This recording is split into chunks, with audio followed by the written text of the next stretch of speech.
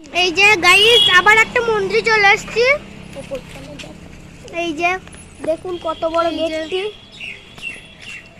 সব দেবদেবীদের ছবি দেওয়া আছে।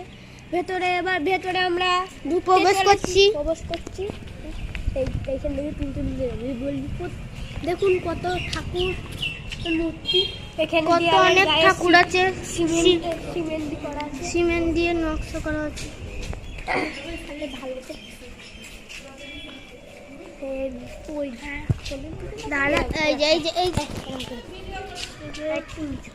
একটু নিচু কর, পুরো নিচু করতে ভালো গাছ।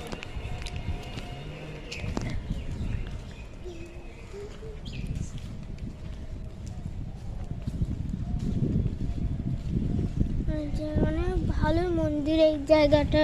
এই জায়গাগুলোতে ঘুরতে আসলে